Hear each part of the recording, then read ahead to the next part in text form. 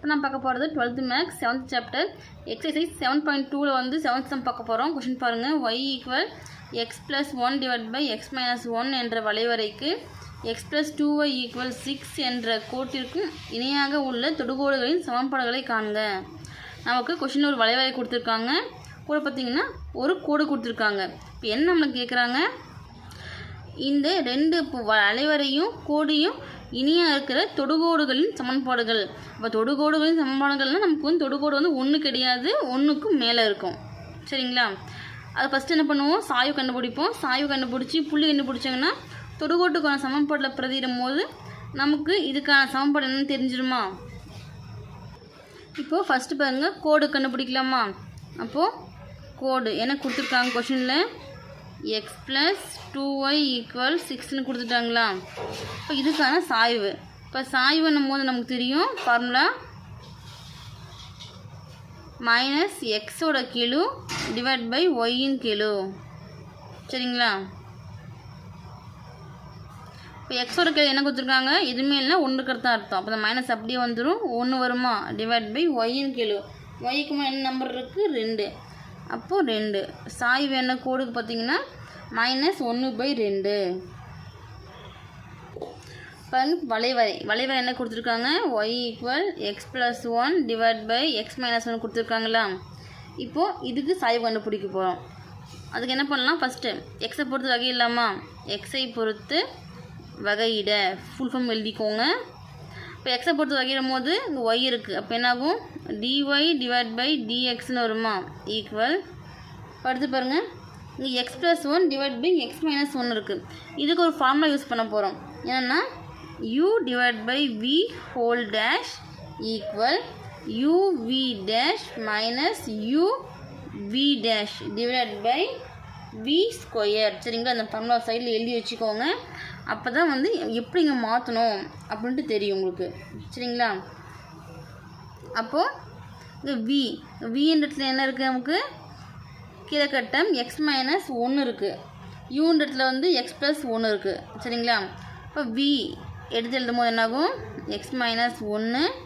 அடுத்து u dash, இப்போ x + 1 வகையீடு செய்யும் போது வேணா இங்கே சைடில் இதை எடுத்து எழுதிக்கலாமா?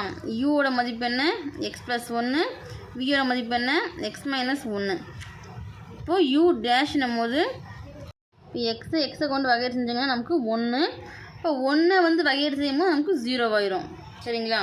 அப்போ u டேஷ்னும் போது அங்கே வந்து நம்ம 1 டேரெக்டாக கொடுத்துக்கலாம்.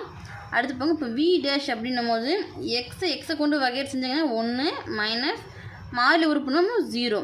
அப்போ v டேஷ்ன மதிப்பு என்ன வரும், 1. அப்போ இங்கே u டேஷ் v டேஷ்ன்ற இடத்துல வந்து இந்த மதிப்பை நம்ம பதிட்டுக்கலாமா? அப்போது இங்கே v எடுத்து எழுதிட்டோம், u என்ன, u டேஷ் 1. அப்போ இன்ட்டு 1 மைனஸ் u எடுத்து எழுதிக்கலாமா? u என்னங்க இருக்குங்க, x + 1 இன்ட்டு v டேஷோட மதிப்பு என்ன, 1 / v ஸ்கொயர் இருக்கா? இப்போ v-யோட மதிப்பு என்ன, x - 1 ஸ்கொயர் கிடைக்கிறதுனால ஸ்கொயர். சரிங்களா? ஈக்குவல் 1ஓட பேருக்கும்போது அதுதான் நமக்கு கிடைக்கும், x - 1 மைனஸ் இங்கே பாருங்க x + 1 அப்படியே வந்துடும். இந்த டேம் பார்த்தீங்கன்னா x - 1 ஹோல் ஸ்கொயர் இருக்குது.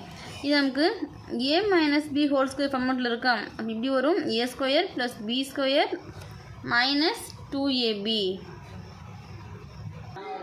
அப்போது இங்கே என்ன வரும், எக்ஸுக்கு பிறகு x² + 1² - 2 இன்ட்டு x இன்ட்டு 1 வருமா, ஈக்குவல் இந்த x - 1 அப்படியே இருக்கும். இந்த மைனஸ் உள்ள கொண்டு பெருக்கும் போது ப்ளஸ் இன்ட்டு மைனஸ் எக்ஸ்னு வருமா, ப்ளஸ் இன்ட்டு -1 / x² + 1² பண்ணால் 1 தான், -2 into x 2x into 2x into 1 2x தான். சரிங்களா? இப்போ இங்கே dy / dxன்னு இருக்கா? இப்போது நம்ம சாய் வந்து m = dy / dxன்னு எடுப்போம். அப்போது இந்த dy / dxக்கு பதில் நம்ம இங்கே ஃபஸ்ட்டு டேரெக்டாக mன்னு எடுத்துக்கிட்டாலும் சரி, இல்லை dy / dxன்னு அப்ளை பண்ணிவிட்டு அதுக்கப்புறம் mன்னு மாற்றிக்கிட்டாலும் சரி. சரிங்களா? இப்போங்க இங்கே +x -x கேன்சல் ஆயிருமா? மீதி m = -1 - 1 -2 ஆயிரும் / X square minus 2x plus 1. சரிங்களா? இப்போ எம்மோட மதிப்பு நம்ம ஆல்ரெடி கண்டுபிடிச்சிருக்கோமா? -1/2 இங்கே அப்ளை பண்ணிக்கலாமா? -1 divide by 2 equal -2 divide by x square minus 2x plus 1ன்னு வரும். இப்போ இந்த வகுத்தில் இருக்கிற டேர்மை ஈக்குவலுக்கு இந்த பக்கம் கொண்டு போகும்போது பெருக்கல்ல மாறுமா? அதே போல் வகுத்தில் இருக்கிற 2 ஈக்குவலுக்கு இந்த பக்கம் வரும்போது பெருக்கல்ல மாறுமா? மாற்றி எழுதிக்கலாம் பாருங்கள். அப்போ என்னாகும்? -1 அப்படியே வந்துடும். இந்த டேர்ம் பெருக்கல்ல வரும்போது into x square minus 2x plus 1ன்னு வரும். ஈக்குவல் -2 இந்த 2 இங்கே பெருக்கல் வந்துச்சுன்னா 2 × 2ன்னு வரும். இந்த -1 கொண்டு உள்ளே பெருக்கலாமா? -1ஓட பெருக்கும்போது அதுதான் கிடைக்கும். ப்ளஸ் இங்கே மைனஸ் இருக்கிறதுனால ப்ளஸ் ஆகிறது மைனஸாக மாறி வரும். Plus into minus minus X square minus into minus plus 2x minus into plus -1 equal -2 into +2 plus into minus minus 2 × 2 4. இப்போ இந்த 4 இந்த பக்கம் கொண்டு வந்துடலாம் பாருங்கள். இப்போ கொண்டு வரும்போது என்னாகும்? -x square plus 2x minus 1 plus 4ன்னு வருமா? Equal 0. -x square plus 2x minus 1 plus 4 less பண்ண என்ன வரும்? ப்ளஸ் 3 வருமா? ஈக்குவல் 0. இப்போ மைனஸ்க்கு கொண்டு பெருக்கலாமா? மைனஸால் பெருக்கும் போது ஏன் மோடி மைனஸ் இருக்கிறதுனால மைனஸால் பெருக்கிறோம். அப்போது ப்ளஸ் எக்ஸ் ஸ்கொயர் இங்கே ப்ளஸ் இருக்குது. அப்போ -2x இங்கே ப்ளஸ் இருக்குது -3 ஈக்குவல் 0. இப்போ நமக்கு காரணிமத்தில் வந்துடுச்சு. இப்போ காரணிப்படுத்தலாமா? காரணிப்படுத்தும் போது இங்கே 1 × -3 அப்போ -3 இங்கே -2 இருக்குது. அப்போ என்ன வரும்? நமக்கு பெருக்குனா வந்து -3 வரணும்.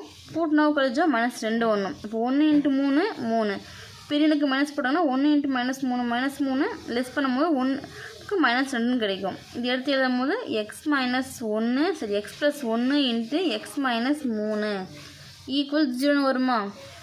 இது பிரித்து எழுதும் போது X plus 1 equal 0 X -3 equal 0. இங்கே வரும் எக்ஸ் ஈக்குவல் -1 வரும். இங்கே எக்ஸ் ஈக்குவல் +3. சரிங்களா? இப்போ நமக்கு எக்ஸோட மதிப்பு 2 கிடச்சிருக்கு. ஃபஸ்ட்டு பாருங்கள். இப்போ எக்ஸ் 2 மதிப்பு இருக்கிறதுனால 2 மதிப்பையுமே வளைவாயில் பிரதி இல்லாமா? அப்போது எக்ஸ் ஈக்குவல் -1 எனில் கொஷினில் வளைவரை என்ன கொடுத்துருக்காங்க நமக்கு? y equal X plus 1 divide by X -1 கொடுத்துருக்காங்களா? இப்போ இங்கே எக்ஸுக்கு பதிலாக -1 கொடுக்கலாமா? அப்போது -1 ப்ளஸ் 1 டிவைட் பை எக்ஸுக்கு பதில் என்ன வரும்? -1 வருமா? ஈக்குவல் -1 ப்ளஸ் 1 0 வருமா? டிவைட் பை -1 -2 ஆகும். 0வை கொண்டு எதை பெருக்கினாலும் வகுத்தால் நமக்கு 0 தான். அப்போது உங்கள் ஒய்யோட மதிப்பு 0. அப்போ புள்ளி பார்த்திங்கன்னா நமக்கு என்ன கிடைக்கணும்? எக்ஸ் -1 ஒய் வந்து 0. சரிங்களா?